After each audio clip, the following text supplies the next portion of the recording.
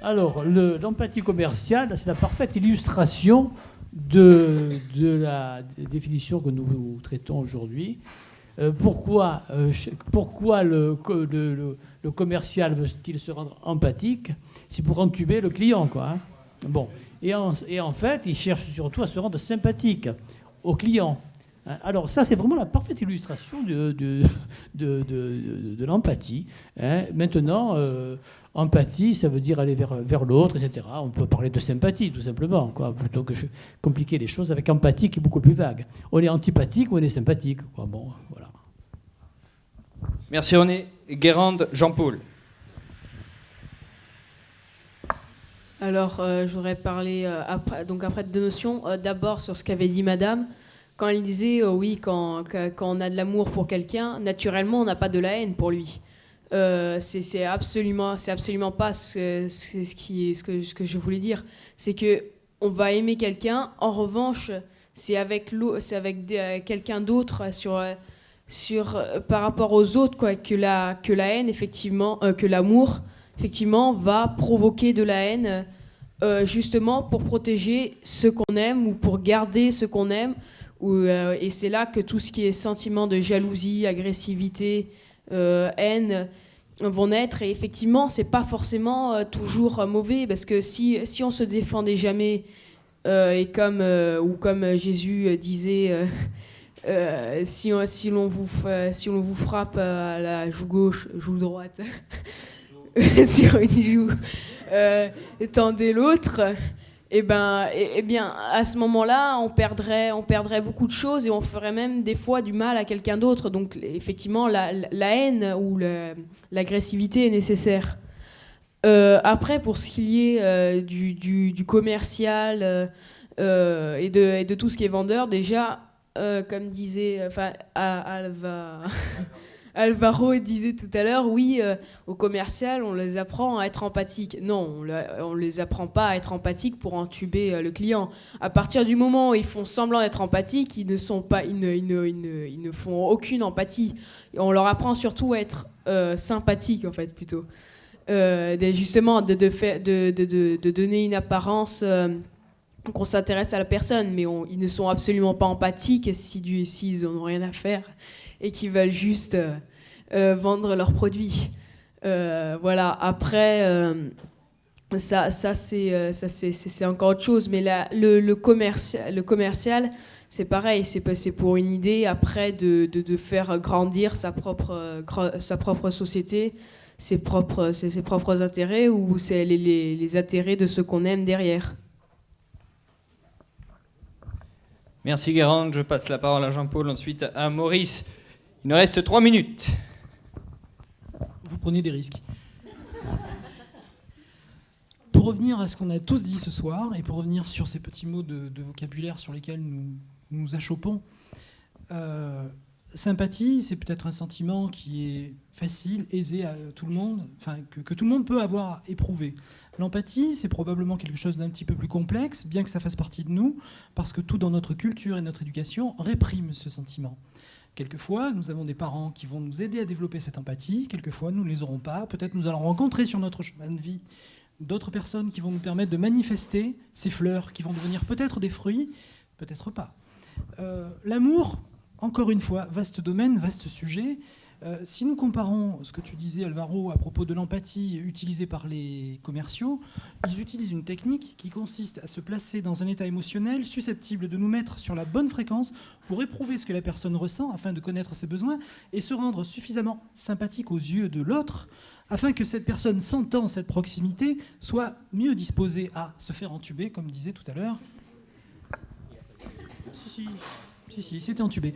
Donc, la notion de... La notion... Oui, non, mais c'est pas grave, c'est pas grave. C'est pas grave, nous n'allons pas être choqués pour 2 mots de vocabulaire. Mais empathie, amour, peu importe les choses dont nous parlons, à partir du moment où nous manifestons ce que nous sommes, que nous soyons matérialistes, que nous soyons empathiques, que nous ne le soyons pas, que nous ayons de l'amour ou pas, Quand on parlait d'amour tout à l'heure, tu disais que c'est un sentiment qui ne peut pas être perverti. Oui, hélas, oui. Parce que quand on cultive l'amour de la patrie chez des gens et qui vont, enfin ces personnes-là, au nom de l'amour de la patrie, vont tuer des gens en face d'eux. On parlait tout à l'heure de gens sur un champ de bataille pendant la guerre de 14. Ces gens vont redécouvrir l'empathie. Et c'est pas de l'amour qu'ils avaient pour les gens en face, mais c'est simplement parce que nous sommes cette même chose. Nous sommes une conscience dans plusieurs corps différents. Et ça, c'est l'empathie. L'amour, c'est se rendre compte que moi, j'éprouve de l'amour pour toi. L'empathie, c'est j'ai de l'amour pour tout le monde. Et je n'ai pas parlé non plus de compassion, pour revenir à Bouddha, qui employait un autre terme. Mais ce mot compassion est quand même un peu trop ciblé, dans le sens où il se préoccupe de la douleur de l'autre. L'empathie se réjouit de la joie de l'autre. L'amour, c'est j'éprouve un sentiment fort d'attraction. Et je veux me dissoudre, me donner à l'autre. Il y a une relation presque nourricière dans le mot amour, qui est parfait si c'est un amour partagé, et si nous avions une société aussi utopique, mais j'ai du mal à croire au monde de oui-oui. Par contre, je pense que nous pourrions facilement développer cette notion qui est un petit peu plus bas en fréquence, mais plus facile à atteindre, qui est celle d'empathie. Voilà, je vous lâche. Merci Jean-Paul. Maurice, il reste 1 minute. Voilà, donc en fait, je constate qu'on est... on s'est jeté. Alors oui, ça me fait penser à Nietzsche qui dit l'homme préfère vouloir le néant plutôt que de ne rien vouloir. Et en fait, j'essaie de comprendre comment on est parti de l'homme est-il forcément un loup pour l'homme, et puis comment on arrive dans un océan d'amour, de compassion, et etc. Donc alors, en essayant de comprendre, finalement, je m'aperçois que c'est une femme qui a perverti le sujet, et que c'est bien comme ça. Parce que ça a raconté une histoire singulière où on a préféré fuir, en fait, la violence, la haine, etc.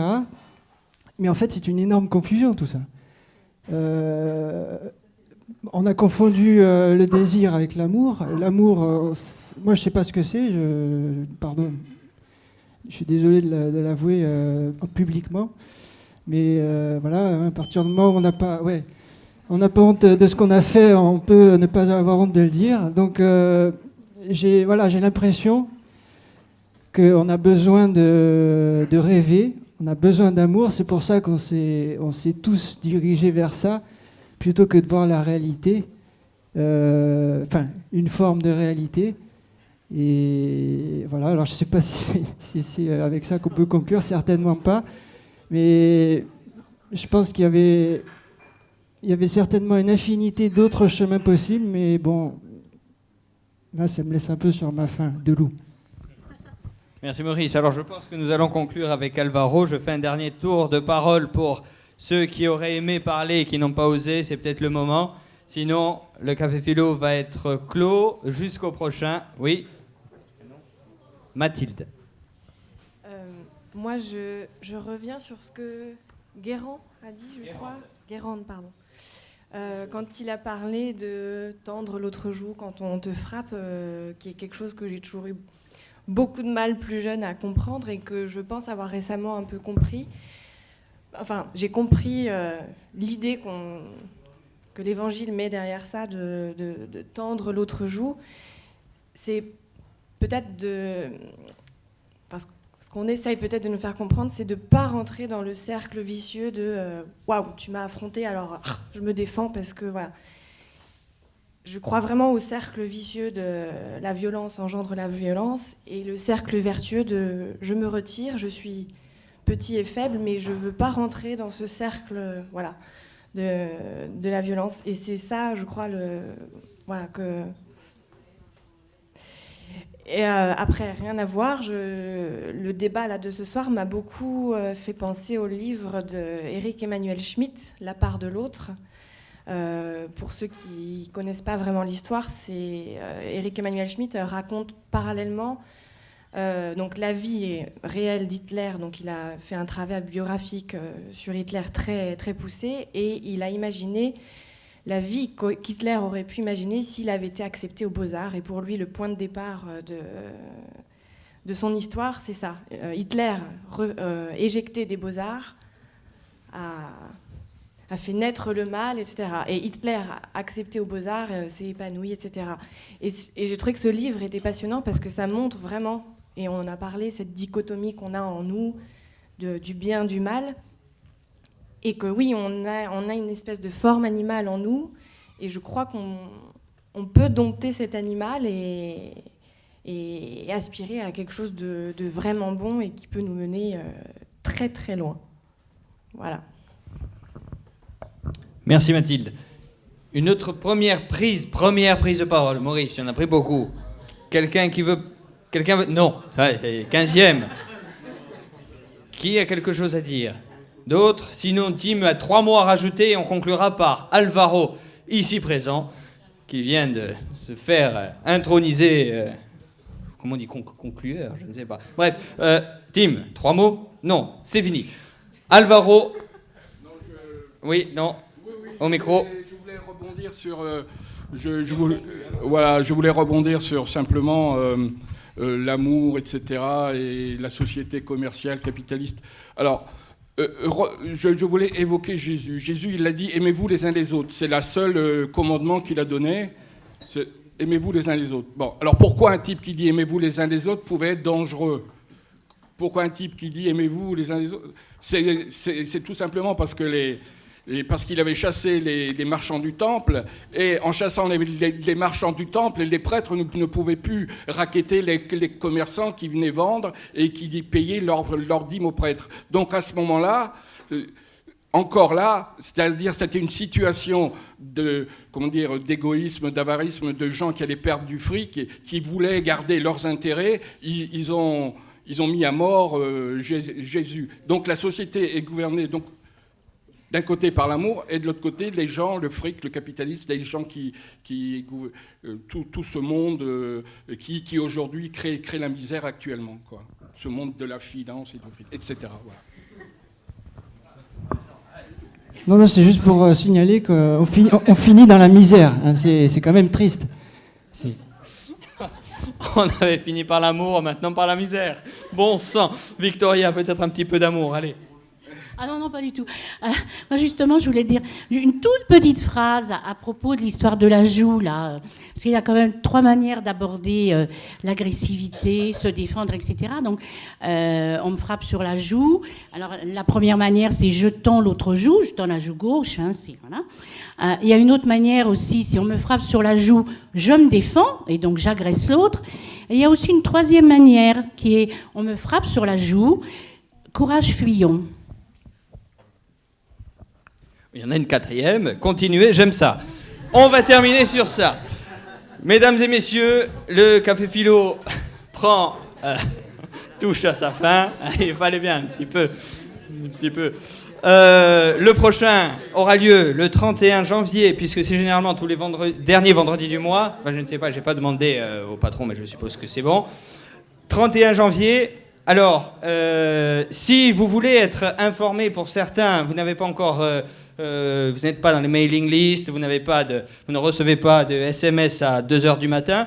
Si vous voulez recevoir un SMS à 2h du matin, non, je vous les envoie plutôt entre midi et 2, j'essaye autant que possible. Donnez-moi votre numéro de téléphone et je vous tiens informé régulièrement des cafés philo qui auront lieu. Et aussi, peut-être si on fait une petite réunion pour fixer les thèmes à venir, je pense comme ça on pourra encore mieux les préparer. Peut-être avec des illustrations. On pensait à faire un café philo sur l'art, peut-être en janvier ou en février, sur le droit et la justice. Faire intervenir, pourquoi pas, des personnes qualifiées dans le domaine. N'hésitez pas, je vous laisse mes contacts, vous me laissez les vôtres, et on se retrouve pour le 31 janvier 2014. Merci beaucoup, à bientôt.